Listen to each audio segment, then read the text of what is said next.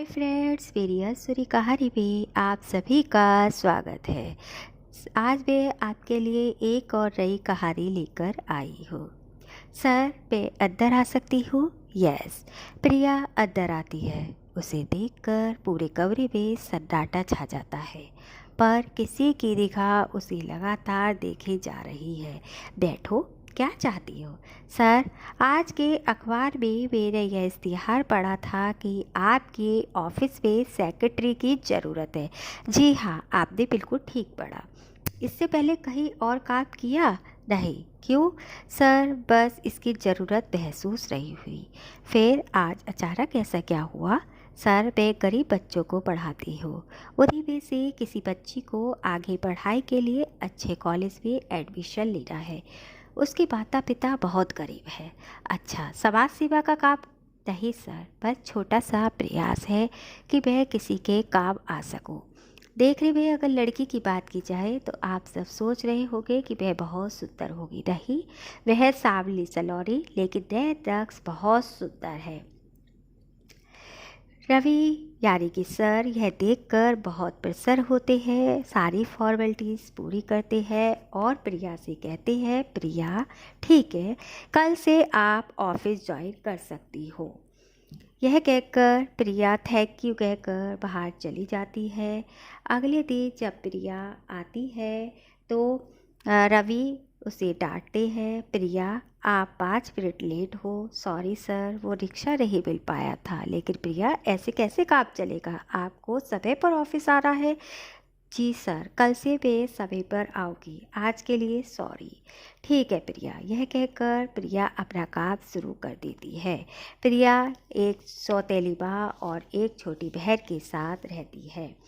अब प्रिया को भी 2 दिन बाद ऑफिस में पार्टी थी। उसकी सारी जिम्मेदारी उन्होंने प्रिया को दी थी। एक दिन, सर ये क्या किया तुमने? मेरी चीज़ों को हाथ लगाने के लिए किसने कहा था तुमसे? वो सर, फाइलें बिखरी हुई थी। मैंने सोचा सही कर कर एक जगह पर रख दूँ। प्रिया, आपसे मैंने कितनी बार कहा है कि आप अपने काम से काम रखा करो।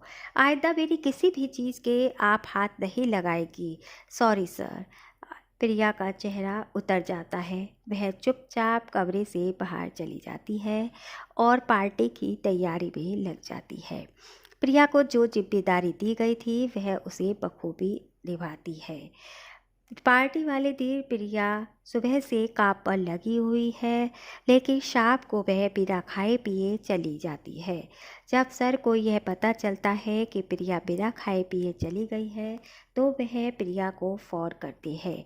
प्रिया, आप इतनी जल्दी कैसे जा सकती हो? अभी तो व्यवहार भी नहीं गए। तो ऑफिस आओ, जब पार्टी ख़त्म हो सब जाना। प्रिया ने आने के लिए मना भी किया, पर सर ने जिम्मेदारी का हवाला दिया। आज वो प्रिया से कुछ कहने वाले थे। प्रिया ऑफिस आई। पार्टी खत्म होते होते 1 बज गया। सब लोग जा चुके थे। अब प्रिया को भी घर जाना था। सर ने कहा, चलो मैं तुम्हें घर छोड़ देता हूँ। पहले तो वह हिचकिचाई, पर रात ज़्यादा होने के कारण वो तैयार हो गई।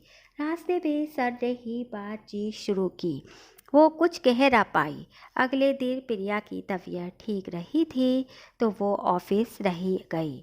उसे ऑफिस में ना पाकर रवि को अच्छा नहीं लग रहा था। रवि ने कॉल किया, पर प्रिया कॉल नहीं उठा रही थी। अब रवि के दिमाग में नए नए ख्याल आ रहे थे। शाम को वो ऑफिस से जल्दी निकले और प्रिया के घर पहुंचे। वहां जाकर उन्हें पता चला कि उनके पिताजी की अटैक आया है। डॉक्टर ने ऑपरेशन बोला है, पर प्रिया के पास इतने पैसे नहीं है कि वह ऑपरेशन के पैसे जमा करा सके। रवि ने हॉस्पिटल में रुपए जमा कराए। ऑपरेशन सही हुआ। अब प्रिया के पिताजी धीरे धीरे ठीक होने लगे थे। अब प्रिया ऑफिस भी आने लगी थी।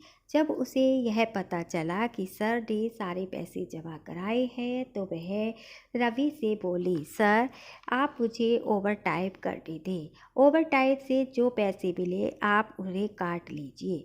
रवि ने मना भी किया, पर प्रिया बहुत स्वाभिमानी थी, इसलिए बार बार रवि से जिद कर रही थी। रवि ने बार बार पैसे लेने से मना किया, पर तुम मुझसे रुपए क्यों नहीं लेना चाहते? अब रवि पूरी तरह झुंझला चुका था। गुस्से में प्रिया को पकड़ कर बोला, तुम समझती क्यों नहीं हो? मैं तुमसे प्यार करता हूँ, तुम्हें दुखी नहीं देख सकता। मैं तुमसे शादी करना चाहता हूँ। प्रिया अवाक सी रवि को एकटक देखे जा रही थी। प्रिया चुपचाप वहाँ से चली जाती है। शाम को रवि फ़ोन करता है, पर वहाँ से कोई जवाब नहीं आता।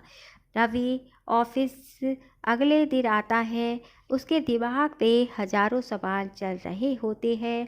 तभी रवि का कार एक पेड़ से टकरा जाती है और उसका एक्सीडेंट हो जाता है। जब प्रिया को ये बात पता चलती है तो वह हॉस्पिटल जाती है। वहाँ रवि को देखकर वह उसके सीने पर सिर रखकर रोने लगती है और कहती है, हे प्रभु, आपने ये क्या किया? अगर कुछ करना ही था तो मुझे कर देते, कोई सज़ा देनी ही थी तो मुझे दे देते। मेरे रवि को ठीक कर दो, हे भगवान, मेरे रवि को ठीक कर दो। रवि, तुम्हें ठीक होना ही होगा। मैं तुमसे बहुत प्यार करती हूँ। I love you. रवि धीरे से आँख खोलता